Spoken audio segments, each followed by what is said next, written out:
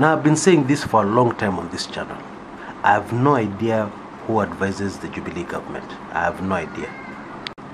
But if I was in power right now, I would very hurriedly look for Mzee, an old man with wisdom, to come and sit with my advisors. So when the advisors come up with all their grand schemes and all their crazy plans with too many moving parts, etc., this wise old man will be able to bring everything into perspective and give good advice. Now, take the latest development, for instance. Now, we know Jubilee have been responsible for creating giants in Kenyan politics, and not giants within Jubilee, giants in the opposition. An excellent example is a man called Ali Hassan Joho. I mean, Ali Hassan Joho the other day was nothing, but the Jubilee government made him a giant in Kenyan politics. The Jubilee government made him a hero. How did they do that? By paying too much attention to what the man was saying, paying too much attention to the nonsense the man was talking about. Today the man is a hero. He's up there. He's a giant. He's a colossus over the Kenyan political scene. Okay. Now we're making exactly the same mistake by playing into the hands of a man called Babu Owino. And indeed, this is exactly what Babu Owino wants. He's very ambitious. The young man is extremely ambitious. And he wants to be a giant in Kenyan politics. And he wants to take a quick shortcut to it. And you're playing right into his hands. Hey, Jubilee, you need an old man to advise you. Really, really, really. Because at a certain level, when you make decisions, hey, they have far-reaching implications. Now, Babu Owino is due to be arraigned in court as I make this recording. Over some remarks he made, which was seen to be abusive towards the president. Okay. Now, from what I have seen and my small investigations here and there, Babu Owino seems to have an excellent defense. Because he did not mention any name. Okay. Although those who heard what he said claim, I have to use my words carefully, claim that it was very clear whom he was referring to. But the law does not operate like that. The law operates on clarity. Okay? When you're presenting evidence, the evidence must be clear. And it must clearly point in one direction. Therefore, what is bound to happen here? I've still not seen the charges because that is crucial. What is he going to be charged with? But operating in that darkness, I can tell you that this is going to be a circus. It's going to be a merry-go-round. Round and round. He said, no, I meant this, no, he meant that. That kind of case. Meanwhile, the profile of one Babu Owino is being built up in leaps and bounds.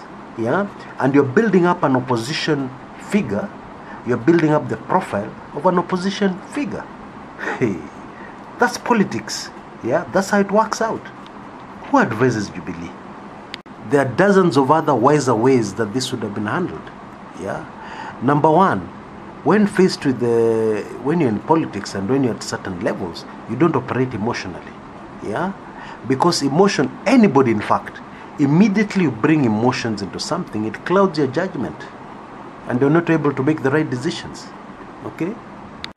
Now, one emotion that has been flying around a lot within the Jubilee crowd, Jubilee party, right from down in the grassroots to the entire party, has been the emotion of hatred. Okay? Now, this emotion of hatred has been mainly targeted to one Raila Odinga. As a result of that, we have had all sorts of abusive statements, and even people not talking in parables like Babu Owino was talking. Direct abusive language. Raila Ojinga. Raila Ojinga, son of Odinga Ojinga. Direct abuses. Very direct abuses. Nobody has been arraigned in court for it. Nobody has been arrested for it. And nobody is ever going to be arrested for it in 1,000 years. Okay? Now, apart from the fact that NASA supporters are going to point out this. Indeed, they've already pointed out this, in the Babu Owino case, but that's not relevant to what I'm saying here, I'm just giving you evidence that there's been a lot of hatred towards one Raila Odinga. Now, one of the things that has done is to cloud the judgment of decision making within Jubilee. Yep, it has clouded the judgment of Jubilee tremendously, with fatal consequences. I can't put it any other way, with fatal consequences. Because when you start making certain political mistakes just because you hate a certain person in the opposition, yeah, now that at a certain level of politics will definitely come back to haunt you. Now all you guys know that I'm crazy about the Godfather series. You know about Don Corleone mafia family, yeah? Now the wise Don Corleone advised his son, never hate your enemies. Never hate your enemies. Now this was a thug, this was a criminal, but he had the wisdom of knowing that when you start hating your enemies, yeah, you really hate your enemies. That is emotion, and it clouds your judgment. Yeah, and when it clouds your judgment, you make the wrong decisions. And when you make the wrong decisions, it leads to your own failure. Simple as that. I believe this is an important lesson for all of us, even as an individual. Yeah, never hate anybody. Yeah, I know it's biblical, it's in the Bible. You should not hate people, you should love your enemy. Yeah, but I'm not even talking from morals here. I'm just talking from common sense. I'm talking